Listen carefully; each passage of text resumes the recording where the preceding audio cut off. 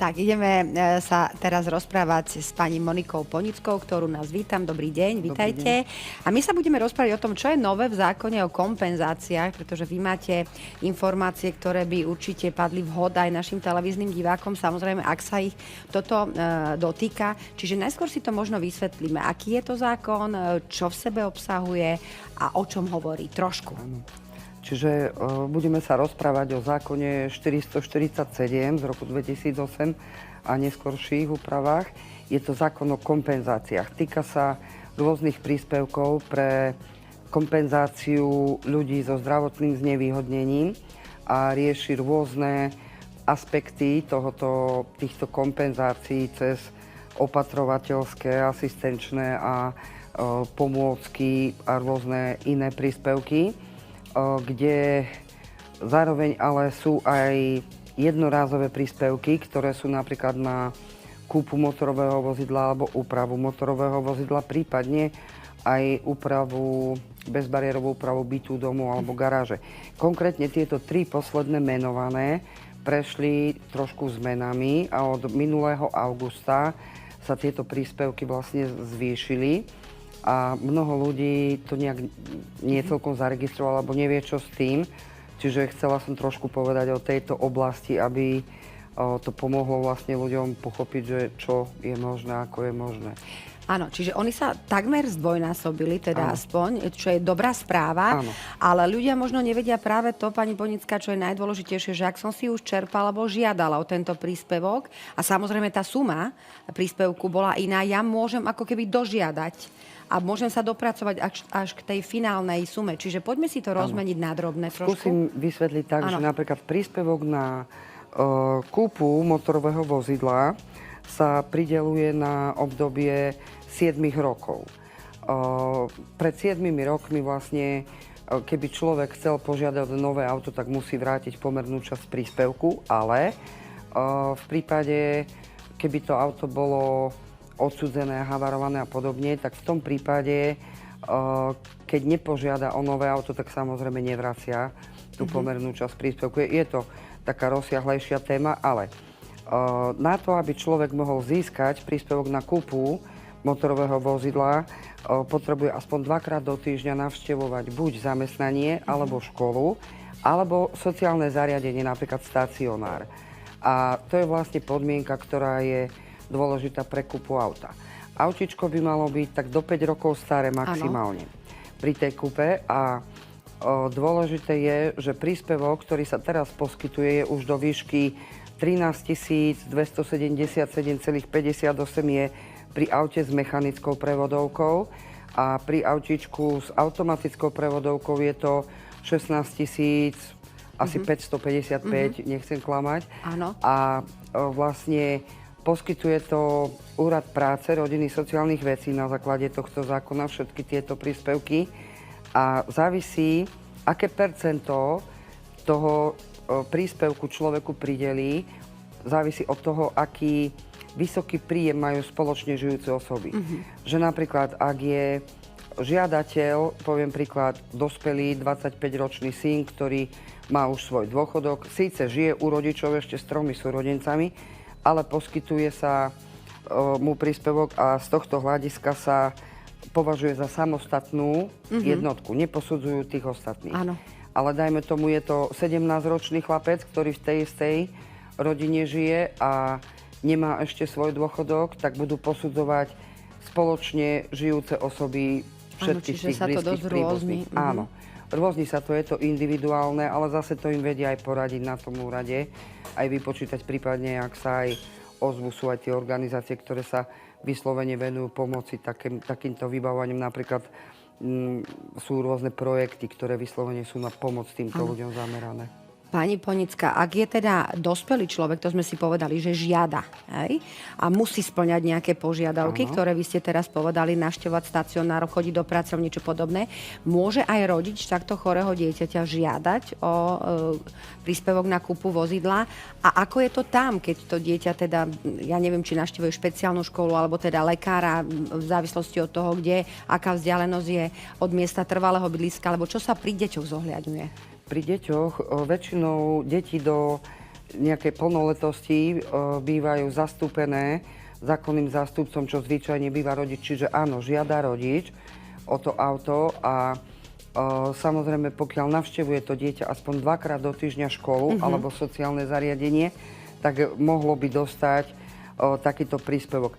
U všetkých tých, ktorí by požadovali ten príspevok, samozrejme je dôležitá aj miera funkčnej poruchy zdravotnej. Na báze sú proste presne nejak určené diagnózy, ktoré to môžu mať a zase sú také, ktoré možno by im to neschválili na základe zdravotného stavu. Vy ste hovorili, že čo sa týka veku auta, čiže nakupuje to auto do 5 rokov by malo mať a hovoríme o spôsobe použitia alebo o používaní 7 rokov.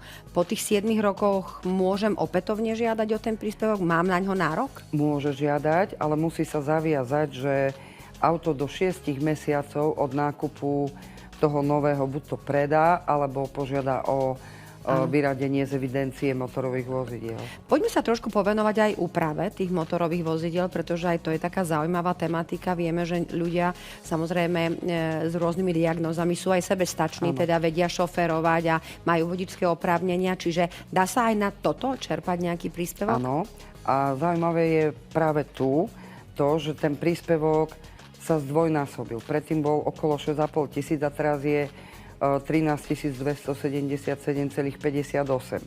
A podmienky sú tiež tie, že zratáva sa tento príspevok v období 7 rokov. To znamená, že pokiaľ si človek zakúpil, poviem príklad, ručné riadenie, lebo je schopný riadiť, ale už mu nevyšlo podľa toho príspevku na nejaké iné nakladacie zariadenie, napríklad na nakladanie vozíka alebo nakladanie osoby, tak môže si dožiadať ako keby do tej výšky v období tých 7 rokov.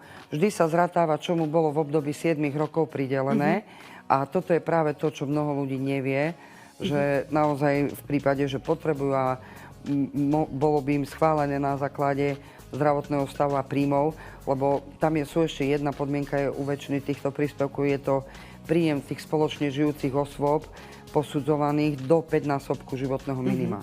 A prepáčte, ešte dôležitá otázka. My hovoríme o období 7 rokov.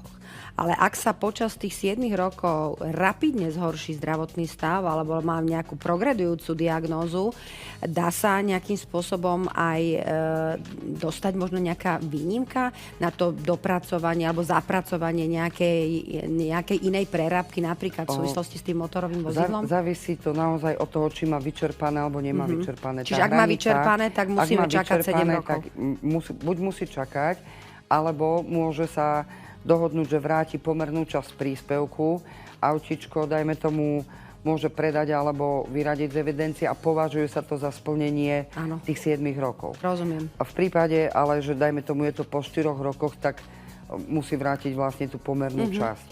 Takisto u prerábky aut je ešte to, že auto tiež do 5 rokov je možné prerábať. Čiže ak sa mu zmení ten zdravotný stav a to autíčko malo 5 rokov, keď ho kúpil, tak je pravdepodobné, že ak ho neprerobí hneď, nebude spĺňať podmienku toho veku auta do 5 rokov.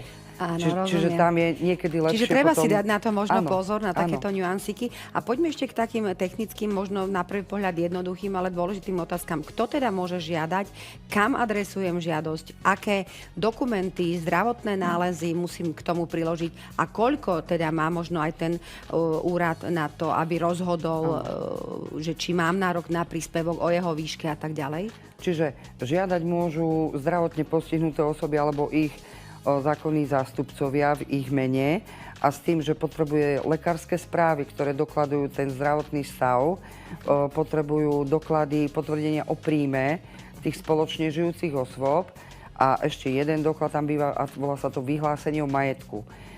Väčšinou je to tak, že na väčšinu príspevkov osoba, ktorá žiada, by nemala vlastniť majetok v hodnote vyššej ako 50 000 eur, ale s tým, že neráta sa do toho dom alebo byt, v ktorom býva, prípadne pôda, ktorú používa na svoje účely, takéto sa do toho neráta. Ale v prípade, že má iný byt na prenajom alebo iné niečo, nehnuteľnosti a podobne, tak to už je vlastne majetok, ktorý by sa rátal a nemal by presiahnuť tých 50 000. Žiadosť sa vypisuje, je to žiadosť na príspevok na kompenzáciu.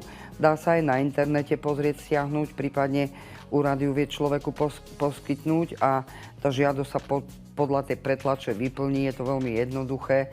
Napíše sa vždy, že žiadam o kompenzáciu preto, lebo a uviesť svoje dôvody. Samozrejme, to zdravotné hľadisko, finančné hľadisko, vyhlásenie o majetku plus tie lekárske správy, vrátanie lekárskeho posudku od svojho lekára, to keď doložia, tak posudkový lekár toho odboru sociálnych vecí a kompenzácií z úradu práce, rodiny, sociálnych vecí, on rozhodne, o aké všetky kompenzácie by mohol potrebovať. Ak idú prvýkrát na posúdenie, tak môžu ich posudzovať z hľadiska mobility, sociálneho začlenenia, z hľadiska ošatenia, rôznych aspektov. A samozrejme, toto bude v tom posudku zohľadnené a ten človek už potom môže dočerpávať tie kompenzácie rôzneho druhu. Dobre, ďakujeme veľmi pekne. Tak to boli aj dobré správy, teda, že hlavne, že sa samozrejme zvýšil ten príspevok pre tých všetkých, ktorí to potrebujú. Takže ďakujeme veľmi pekne. Ja ešte podotknem, že trošku dlhšie to trvá, lebo majú vlastne na to 60 Aha, to sme nespomenuli, áno. Ako pracovných, ale plus teda posudok 30, čiže zhruba 3 mesiace. Naozaj zvyčajne trvá to posúdenie. Niekde je to aj trošku dlhšie, závisí, ako majú zahltených posudkových lekárov, ale zase tie výšky príspevkov stoja za to. No. Áno. Takže treba aj trpezlivosť, samozrejme. Áno. Ďakujeme ešte raz, pani Ponická.